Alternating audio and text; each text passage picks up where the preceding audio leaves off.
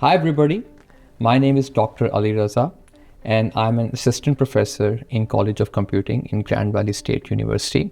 I'm one of the foundational faculties members leading the program for human-centered computing in the college. So I'll quickly and briefly share with you what human-centered computing is as a field, as a broader scholarship agenda, and then thinking more about what are the application requirements that can help you get admitted into human-centered computing within College of Computing. And then most importantly, are there any opportunities for graduate assistantships to support you during your scholarly journey here in the college? Now, thinking more broadly about what human-centered computing is, it's a very transdisciplinary field where the heart of the work is actually focused on solving real problems to community, to our users, and then focusing on their needs and behaviors as part of engaging them in design or iterative cycles. We call this design cycles, where the goal is that we learn about users' needs, pretty much engage them in ideation, where we collaboratively design the behavior of the systems. It can be software system or a collaborative intervention that maybe help people learn about some activity, maybe a particular mathematical problem, or maybe working with people in different fields, for example, health, informatics, or with people with different professions. And then really engaging them in this ideation phase and moving to prototyping phase in the third phase, and then engaging them in the evaluation part of it. And then again, going back and forth in these design cycles to really build our products and system as part of supporting user needs and putting them at the heart in the center. So the focus is really on the validation part of things, which is basically developing the right thing as compared to verification instead of developing things right. Again, it's a one-word difference. The focus is that we put user needs at the heart of our work and engage them in collaborative co-design process and think about these deep partnerships in our work. Now, when we talk about like this is an interdisciplinary or transdisciplinary field in its own ways, basically we build computing systems by understanding user needs. We actually pull from psychology, basically rich theories of cognition or human sense making on how people interact in different workplaces or maybe in different kind of environments or settings, or maybe with new or novel kind of interfaces, both software or hardware or embedded systems. We also do a lot of design work, really thinking deeply about usability on how once we deploy these systems, they are actually much more usable to our users and actually enhance their performance or augment their intellect as part of using the interventions we are co-designing together. One example of that can be very easily think about how you can support blind or low vision users in terms of accessibility, maybe as software developers, right? How you can think of this particular population and engage them in this co-design process. And then another interesting area is social sciences. So think like what's the bigger, broader culture context, the products that we are designing, they are actually getting used, how we have to be very conscious of understanding the human values or cultural context and think them much more broadly and deeply on the use of designing these systems and again, engaging them in the code design process.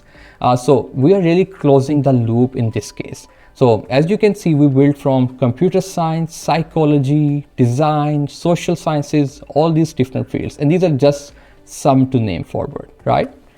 Now, jumping to course requirements. So there are 13 core credits that you have to take as a student in human-centered computing courses. And we have designed different sub-tracks or specialization tracks other than those 13 credits for you. There are three main meta categories for these 12 credits of courses that you will be taking as part of human-centered computing degree. So the first one is human-centered AI, where the focus is actually how we can design human-centered AI systems involving users in the loop and pretty much thinking deeply about their needs This can even be thinking about creating rich data sets with your communities that you want to work, right? This can also, the other track is on human augmented and virtual reality, AR, VR. Think like we have really, we have powerful courses basically in this track that helps center and take users' sense making into account as they interact with these novel interfaces in AR VR setups, for example HoloLens or Oculus Rift. So all of these actually different ways that help you engage in very rich and diverse ways of sense making with other people. And the third track is human-centered software development, which is a very interesting track, and I'm personally invested in that too. Basically building software systems by engaging in design cycles, really thinking more broadly how we can empower users as part of building human-centered softwares, right? So the goal is basically developing software systems that are scalable, but also really attend to user needs. And then the third strand for this thing is basically you will be taking either two tracks, like on human-centered computing electives, 3 to 6 credits, or depending on your interests, you will be engaging in a capstone project or a master's thesis sequence. It is very important to note that if your interests lie in this scholarly work in the field, I highly encourage you to take master's thesis sequence as part of that and engage with our world-class faculty in the area of human-centered computing that we have in the college. Now, briefly talking about application requirements. So the minimal requirement is that you have a BS degree completed already with an undergraduate GPA of 3.0 or above. The interesting part is we have really put our thoughts in this process. And one of the things is that you don't have to send us your hard copies of your transcript in order for us to understand your requirements, that you make the requirements, so that you can also email your undergraduate degrees from your school to us into the official email of college, and we will still consider your transcripts. We will be needing 2 letters of recommendations. They can come from your prior supervisor in terms of your advisor from your college or university. They can also come from your work managers if you have industry experience. That is also fine as part of that. And then we will also require you to write a personal statements that tell us about your passions, your interests related to the human-centered computing, and then thinking more broadly how this aligns with your career goals. Where do you want to go in the next 5 to 10 years with all the knowledge that you will be accumulating with us? And then try to tie these with your background experience. That's the key as you write those personal statements. And it's totally fine if you do not have like research experience, but if you have industry experience, that is also perfect. Feel free to bring those career goals along with you. We really value a diverse range of experiences as part of that. And then as part of application fee, if you attend one of our monthly webinars that we will be hosting in human-centered computing, telling you about the program, and if you have any questions with us, that can be waived off as part of your admission process. And finally, we do not require GRE, graduate record examination, as part of your application requirements in the human-centered computing major or degree program here in Grand Valley State University. Now, coming to a very interesting point of the presentation. So telling about the graduate assistantship. So basically, GA positions, they are only awarded to admitted students.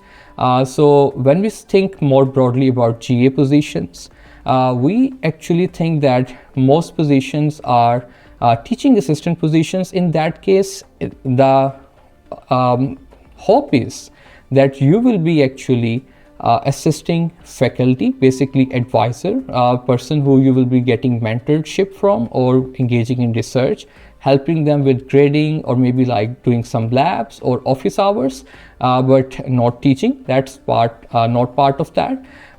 And then you will also be working as under their supervision. These are hired in the March or April during the hiring cycle. And then there are actually full-time GA positions and half-time GA positions. The full-time GA positions come with 20 hours per week. They are provided with $6,500 of stipend per semester.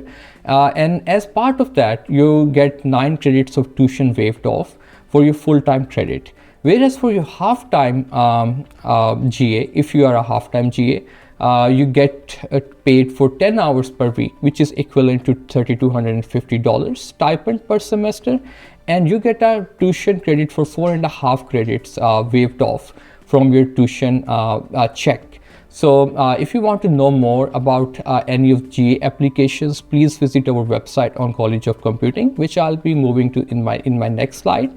But if you have any question about this, feel free to reach out to the Graduate Associate Dean for Graduate Program, or myself, or Dr. Imtiaz Ahmed, who is also one of the foundational faculty member in Human-Centered Computing. Thank you so much for your time, and we're looking forward to having you on campus as part of joining Human-Centered Computing. Really looking forward to meeting you all. Thanks.